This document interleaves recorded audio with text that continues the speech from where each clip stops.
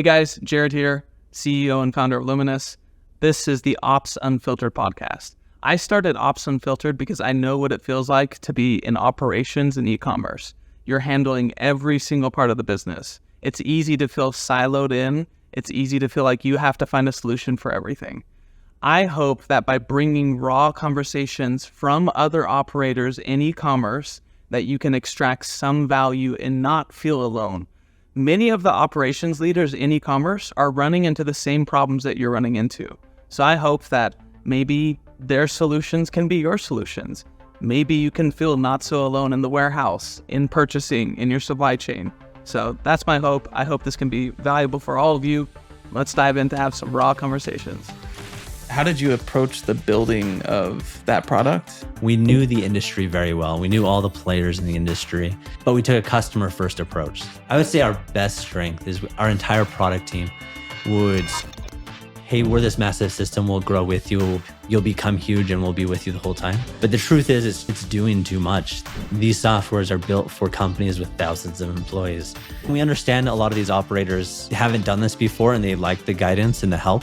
What are you most excited about in the future of the product? Excited is like this, it changes constantly. Right now, the big hype is like AI. Yeah, I think something we've done better than anybody we've talked to. I'm sure there's people out there, but I want to start with your background real fast. And then how you came to Luminous. Okay. So qualify yourself as like a product head or like a CTO. What was your background in product and coding? And so before I came to Luminous, I had just spent probably about 6 or 7 years at a company called 4Up. We were a golf course management software. And so it was a complicated beast. Golf courses are kind of small businesses, generally doing between $1 and $3 million a year. But they have this complex business of reservations, they have online bookings, they have membership management, they have inventory. And so they need an ERP, but obviously they can't afford to purchase a NetSuite or an old branded ERP system. And so they kind of have to go and find their own. And there's this big space. And so I came into 4Up as a really early employee, as the CTO, heading up development and product at first. With just, I think we were like 8 or 10 employees at the time. We had about 80 to 100 golf courses, and then we expanded the product from there. So we were building a product that could service the smallest golf courses to the largest golf courses. You guys had a decent sized exit. So obviously you did something well. 4Up ended up becoming the number one software in the industry. So it's a very crowded space with probably 5 or 6 main service providers. And 4Up ended up reaching over 2,000 golf courses. And it was the software of choice by cities, by management companies for years. We had a 0% churn, practically speaking, before we were acquired in 2020 by a larger company who liked our product and wanted to expand it even more. Knowing you now, I feel like that's because the reason why 4Up was able to have that much success is probably how you approach product. That has to be a big part of their success.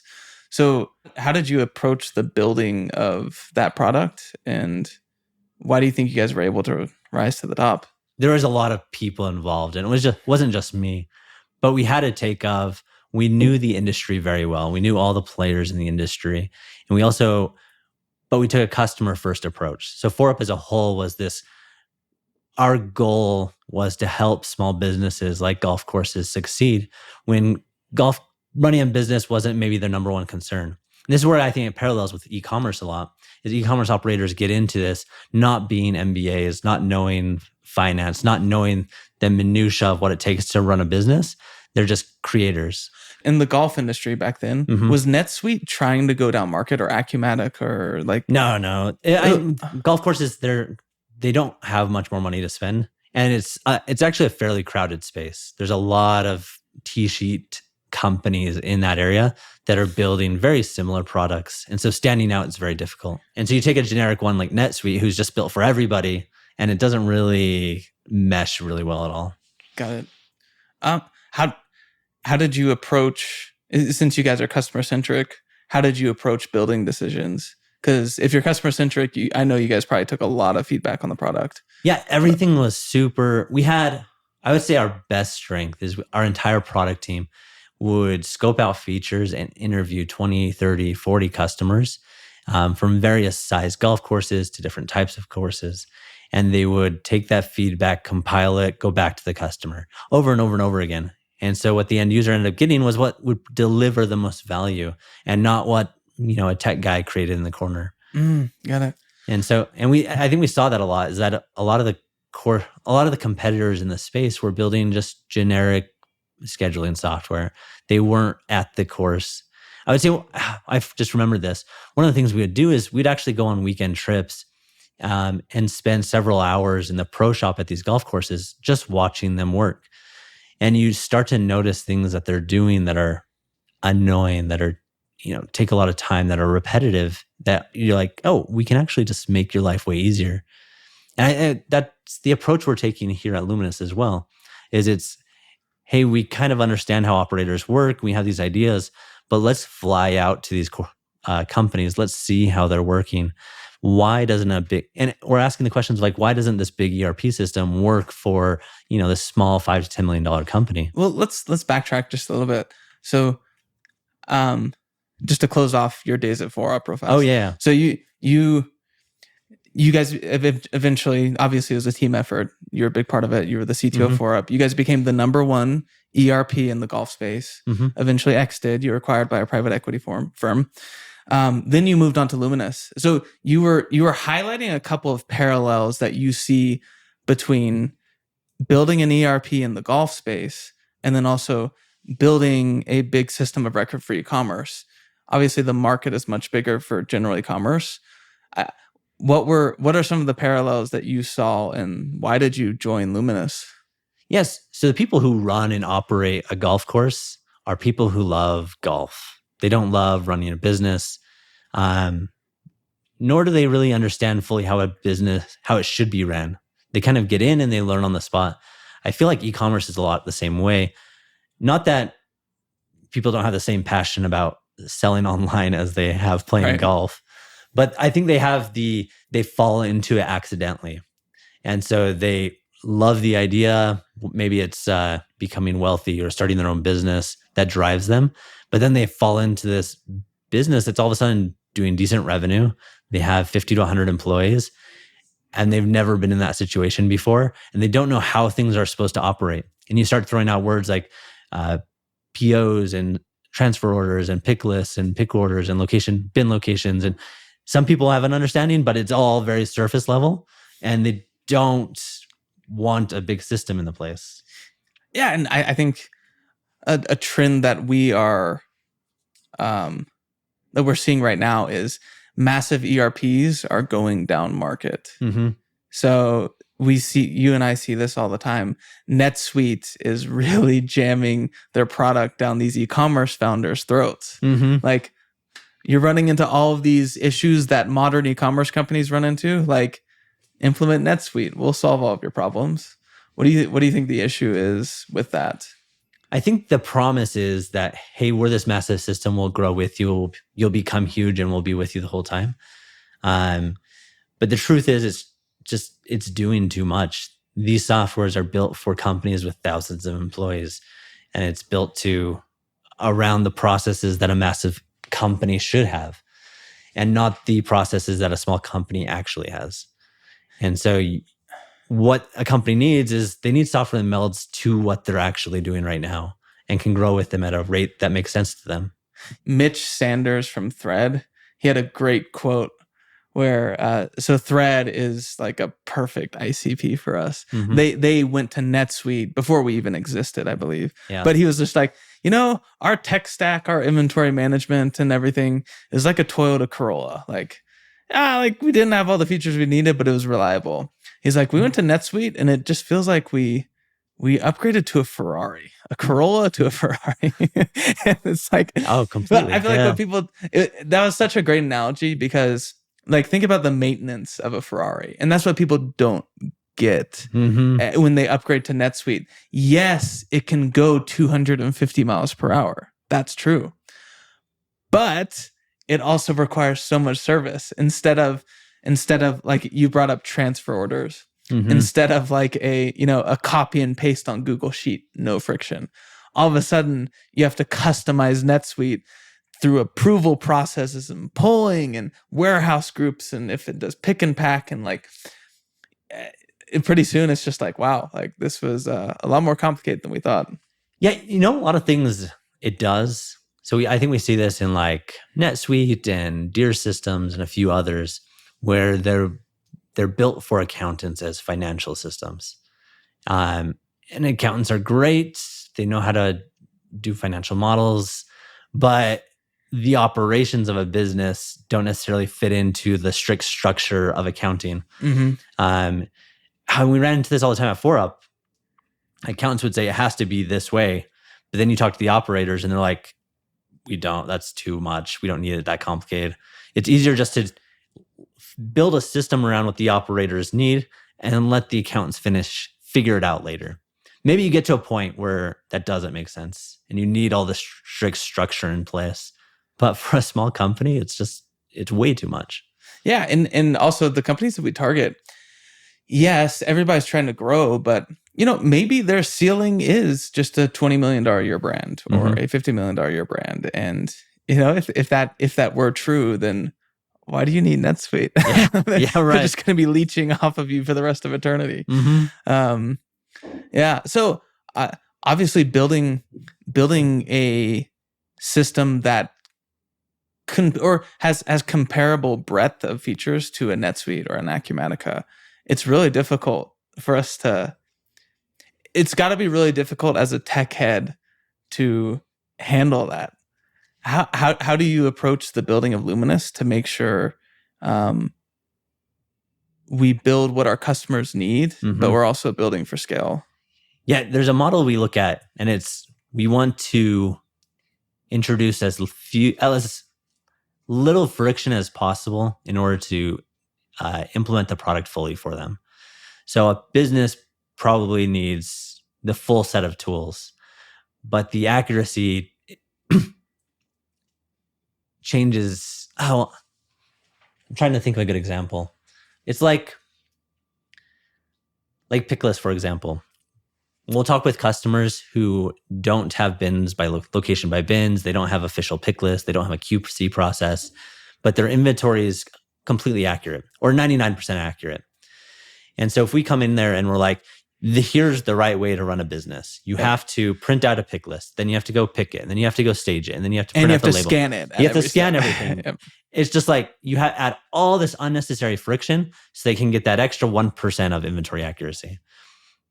So we build it for those people. Like, we want the operators to be able to decide how much friction or how many processes do we want to add, and then measure that with how much benefit are we getting. Because eventually those businesses will scale to a point where maybe their inventory is only 80% accurate. And it's like, all right, we need something in place in order to increase it by 15%. And so the increased costs of doing QC verification and pick and pack and location by bins all of a sudden makes sense. And so we build a product that scales with them as they need the right features. And I feel like in the clients that we service, there's pull between the executives or the founders who they want, as they're growing, they want more high level views of like, how efficient is my warehouse? Like, let me pull together an actual forecast. Let's make sure we're getting the best cost.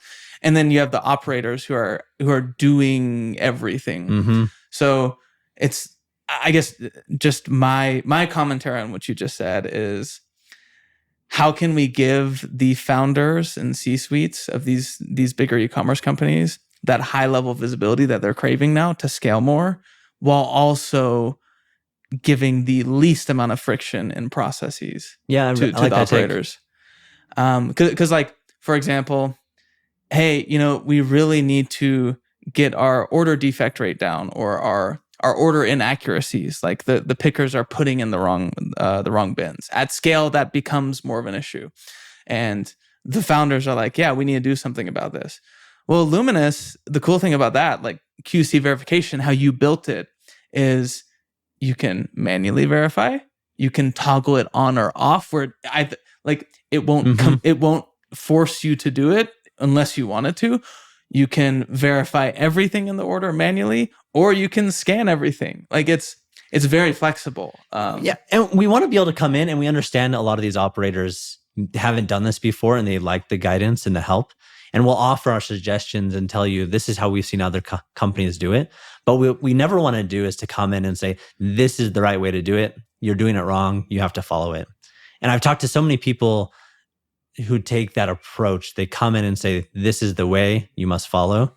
And it breaks. I think we even did it for a while. Yeah. We'd come into a business and say, that's not the right way of doing it. Yep. And it's not the right take, I don't think. Yeah, because ultimately, the people using the software have to adopt it. Mm-hmm. And what holds people back from adoption? Well, it's if they don't agree with the process forcing a process change. If you have to pivot the process 100%, and then you have to, and it adds more friction, it adds a whole bunch of extra steps. Like the last thing you want to do is to have a list of things you have to follow just to keep the system in take. One thing I'll say about you is I think there might be some higher level tech minds who might listen to what you're saying and be like, oh, so you're just customizing the product for every single person. Like, no, we're not.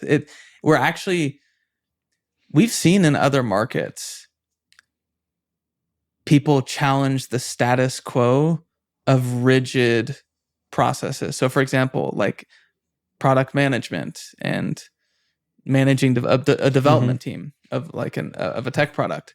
Atlassian really disrupted the industry. Like you can come in you can come in for free as an Atlassian customer, and you can grow to like a massive team. Same thing with HubSpot. What HubSpot did to Salesforce. Like they challenged the status quo that like, no, it doesn't have to be super rigid. That's what I actually think we are just challenging the status quo of supply chain inventory systems. E-commerce is just highlighting, no, this old, antiquated, rigid way of doing things, you don't have to do it that way. And the systems haven't changed yet.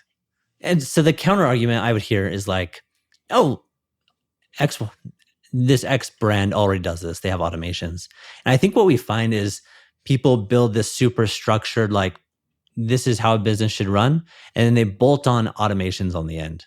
And so if anybody's listening, I guarantee they've talked to a sales rep who's like, oh, we have automations. They'll fix it all. And what you end up with is this like automation soup that like kind of melds the rigid structure. But then you have these automations that are doing something in the background. Sometimes they work, sometimes they don't work. And I've talked to, I don't know, probably 20 or 30 small e-commerce companies who all have that same feedback. Automations just seem to be this big thing, and every company does it. And while we have automations, it's almost part of the foundation of how everything works. Is we have small components, they're meant to kind of work together independently or with user input. And that's how we were trying to do things differently. Because we want to work for that company that's 2 people, as well as we work for a company that's 1,000 people. Exactly. Yeah, and that rigid point of view just comes from the belief of, it comes from the belief of, you should do your picking flow like this. You should do counts like this. You should receive like this. You should purchase like that.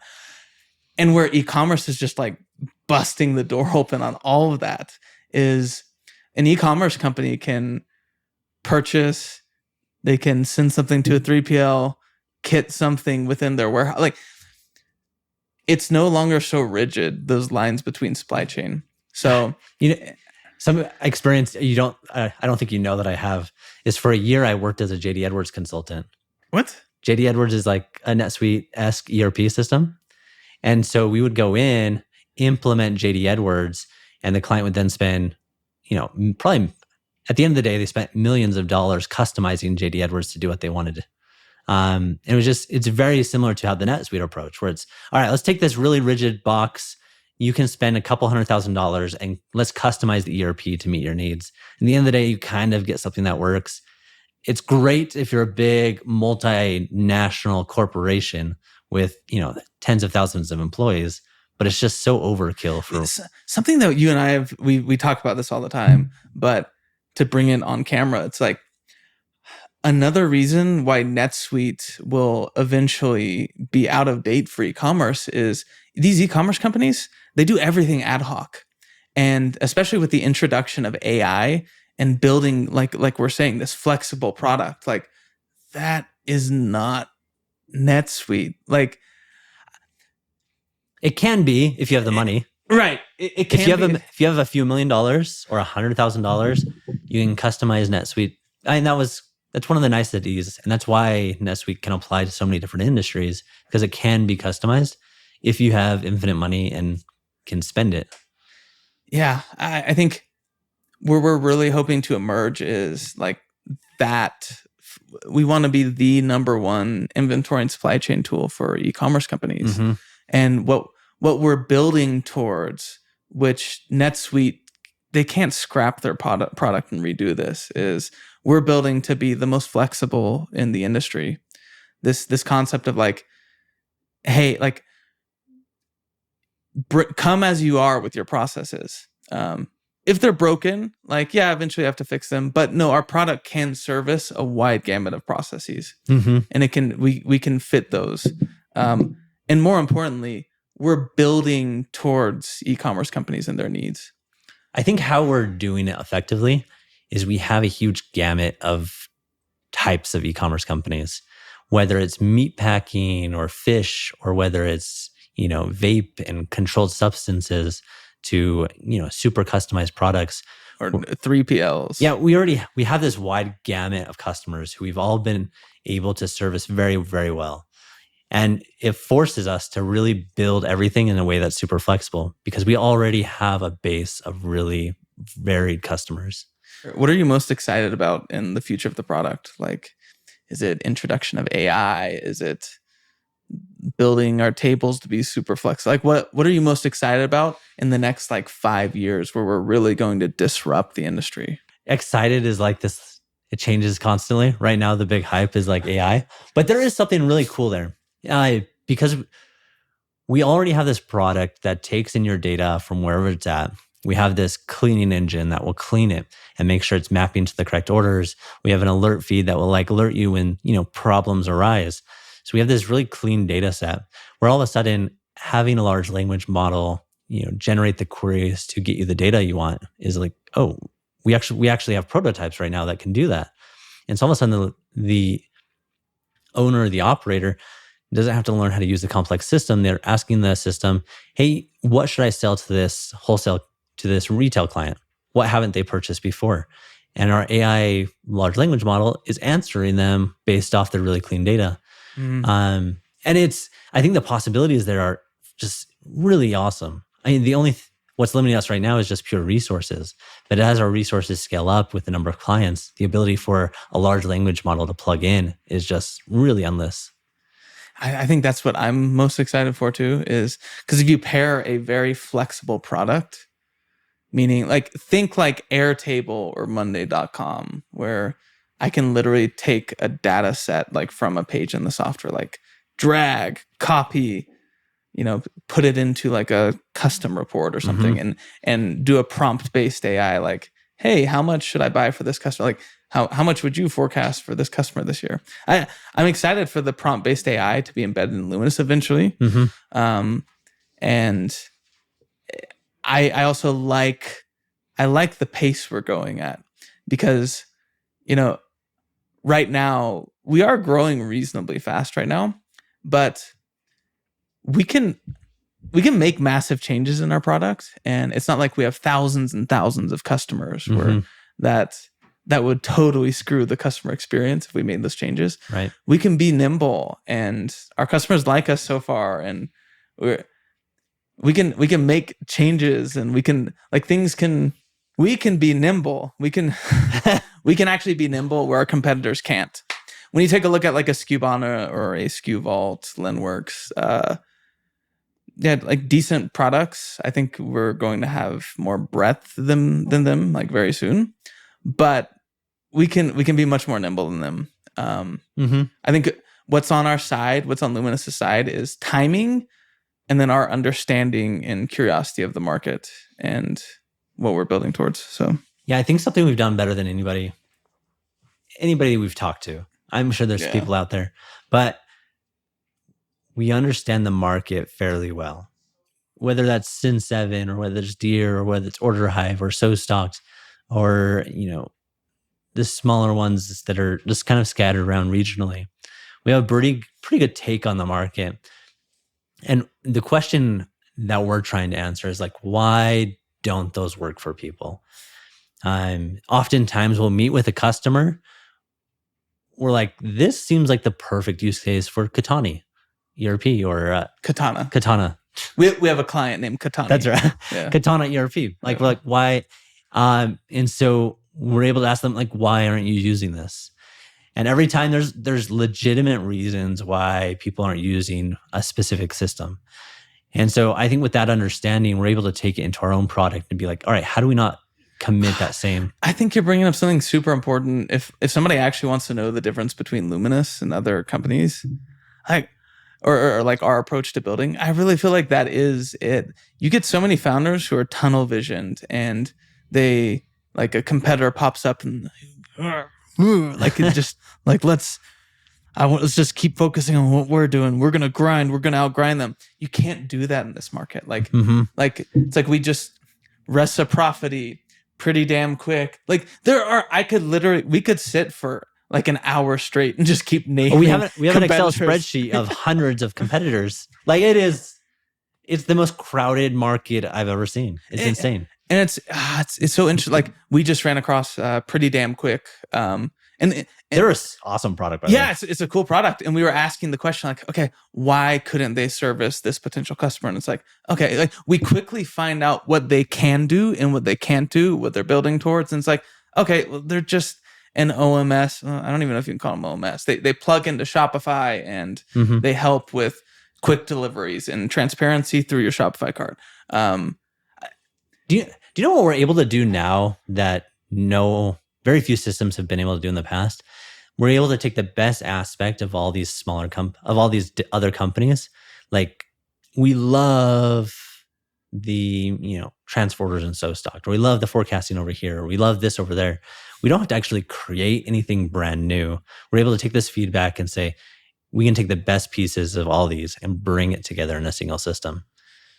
Yeah, that happens all the time in the sales process too. Like you just said, where we need a really clean forecast, and we have a 3PL, and we need bill of materials and this. And it's like, okay, why don't you use Cogsy? Cogsy is a really cool tool that we've tested. Yeah. And again, they try it, and it's like, oh, where it broke? Like, oh, they can't hook up with Etsy, or like, they can't forecast for our wholesale stuff, or they're forecasting from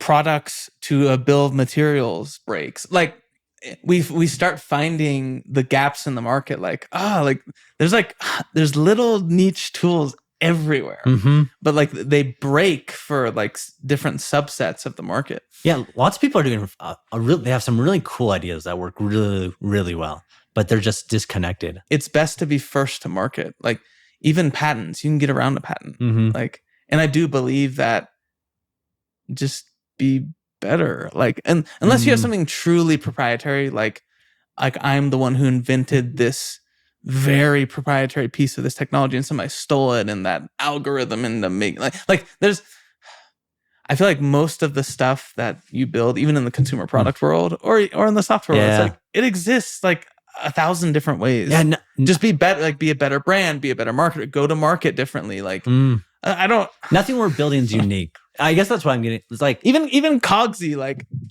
oh my God, I could say like 5 other competitors that like that do forecasting that's like very similar. They just have a cleaner UI. It's not like they're doing anything crazy. We are in this unique place where we don't actually have to revolutionize the world. We don't have to come up with a brand new idea that nobody's ever come up with. It's just a matter of putting all the pieces together in a flexible way that can be digested by any ops team, no matter where you are in the e-commerce space. Yeah. So here's how I'll end. Who does Luminous work best for right now? Absolute best. Any small to medium-sized company that's still using ShipStation and are looking to kind of upgrade to the next step seamlessly. Like those are the customers right now where within 2 days, we can migrate you. It doesn't even have to be a full migration. It's essentially you can roll out Luminous in parallel with your existing processes and slowly pivot things over as you need them. That's another thing. Most software implementations, it's rip and replace. It's there is a go live date and that's it. That's actually something that I think I'm glad we've challenged because, like you said, because of how deep our integration is with ShipStation, we get a lot of clients who. It's so common in Utah. You go from ShipStation and Google Sheets and maybe another tool to NetSuite. Yeah. And it's that Corolla Ferrari thing. So what we did intentionally with Luminous to adapt to that was instead of forcing somebody to rip and replace their existing processes, like we sit really well on top of ShipStation. Like eventually you could cancel it, like, and that's fine. But we can actually come in and you can actually start using modules in Luminous almost immediately. Yeah, we have a customer, they had 100 plus stores in their ShipStation instance. Can you imagine having to switch all of those over to a new OMS? Yeah. Making sure all your tags, all your automations, everything is identical, everything's synced up, you don't forget anything. Like that headache would prevent me from ever leaving. But our methodology is, all right, just implement us in parallel. You can actually do both. We can pull orders over. You can fulfill them in 4UP, in Luminous, or you can fulfill them in ShipStation. Yeah, I think it's a cool way of doing it. I want to ask like a more philosophical question though. Like, do you believe in God? Yeah. do you believe in God, Brendon? What do you think of Joseph Smith? No, like, obviously you're a builder. You're a builder of products. Why do you build? That actually is an important question for me. What actually motivates you to build something as so we're really going after it. Wow. What keeps you motivated to actually keep building? For me, the coolest thing, this goes back. I think for me, the coolest thing is seeing somebody using your product and just enjoying it, or they're using it every day and it's just part of their life. And it started, I think, in college. I built this app that helps students register for classes. And it was it went viral for a few semesters, and it was the best experience to walk through campus and to see my website open up on laptops, on cell phones, and be like, dude, I did that. And nobody knew who I was, but just seeing people use it was a cool, it's what you live for. You got to give us that story. What did you build again? So it was so at the time I was going to BYU, and to register for classes, it was a first come, first serve online. And so there was a night, my roommate came up to me and he's like, dude, I forgot to register for this class. I don't know if I'm ever going to get in because it's packed and everybody wants to get in it. So I built a quick script that would like just pull for an opening. And as soon as it was open, we'd get him in the class. And the next morning it got him in and we're like, shoot. So we built a website around it and it became so popular. There's probably 10,000 active users at the time. Oh my God. Out of 30,000 students. It got to a point, if you weren't using my app to register, you weren't getting into your class. So I had like a monopoly on the entire system. But there's something about that, like walking around and seeing people pull up your app. It's really cool. Yeah. And not even knowing it was you. It's not like your name was plastered everywhere, like Brendon Beebe. Yeah. And it was the same thing with 4UP. Like all of a sudden, everybody who's ever golfed has used what I've built, which is like a really cool, it's probably the best feeling. I feel like that's actually where we're aligned is I want to impact e-commerce in some way. Like for me, I see myself in the founders. Like I love to launch products. I'm launching products right now. And so like I really resonate with how they run business. It's so ad hoc. They're just gunslinging entrepreneurs that like just very reactive to what's happening. But I really respect that.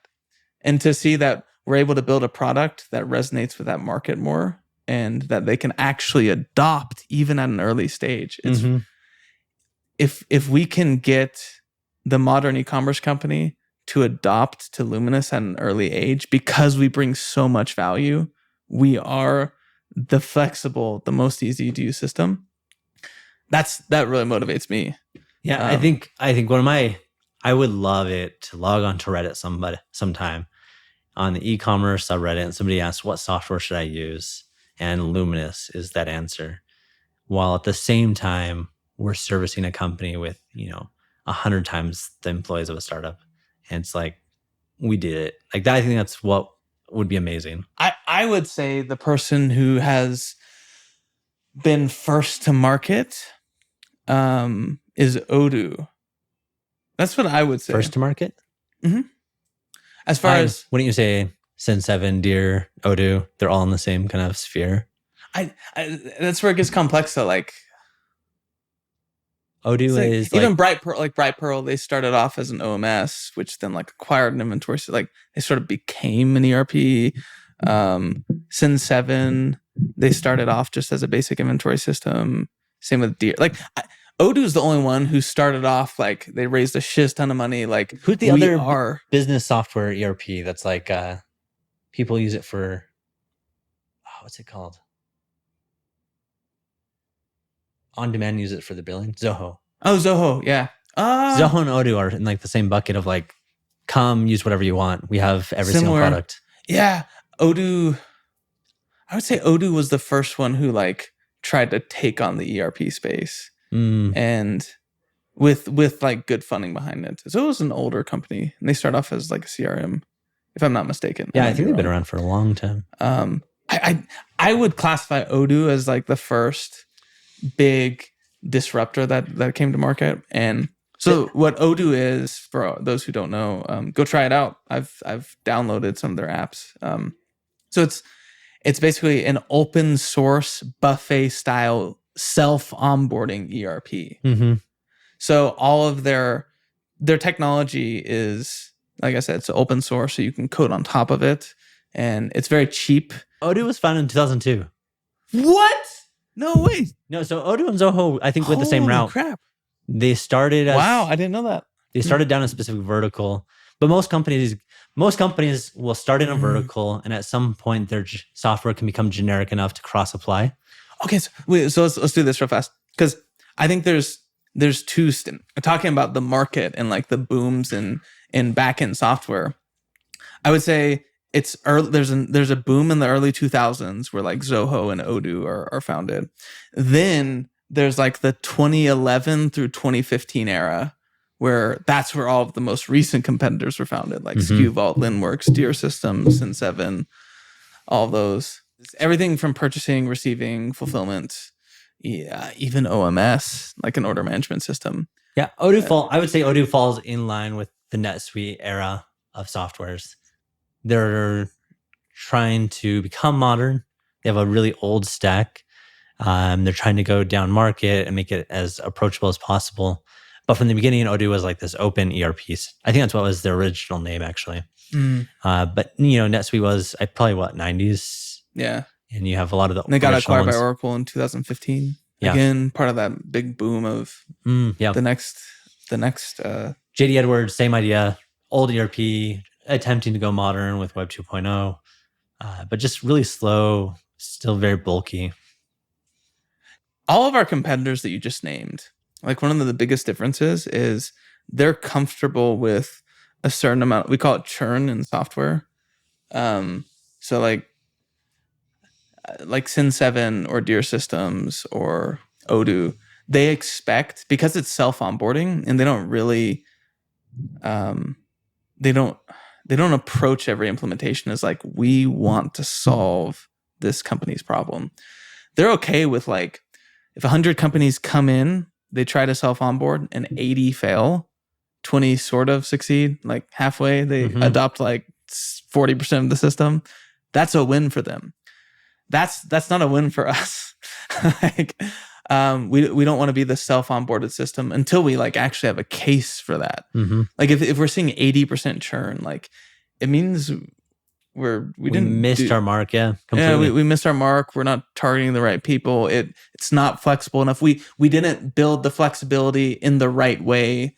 And And I think that will be the difference with Luminous is like we are going to nail it before we scale it, and we already are doing that. Mm-hmm. We're not just gonna become the next like Sin 7 where we're just driving like hundreds of thousands of business in there every single month and just expecting 80% of them to leave. But I like to think that we have something that's called latecomer advantage, where we are able to see we have the legacy systems of the 2000s, we have the Web 2.0 revolution of the 2010s, 2015s, and we're able to come in now and take the best pieces of those eras, the best pieces of each of the software that people love, and combine into a single system that works really well together. And I think that's ultimately what we're doing. And that's why it's working right now. Yeah. And there's a couple trends that are in our favor right now that people haven't quite figured out. So I'd say the first trend that I would say is you have these obviously e-commerce has been on this perpetual rise. Okay. The boom in e-commerce, I would say starting like around, I don't know, 2015 to 2017, that's when people started to e-commerce brands that were like normally just digitally native, they would just sell on Amazon and Shopify or like online platforms. They started going to retail or they started doing specialty wholesale. That became a thing in the past like 5 years. And it broke a lot of systems. A lot of those 2013 to 2017 systems like SKU Vault, Linworks, blah, blah, blah. It broke their systems. And then I'd say like another trend that we're following really closely is with the boom of e-commerce, there's also the COVID pop.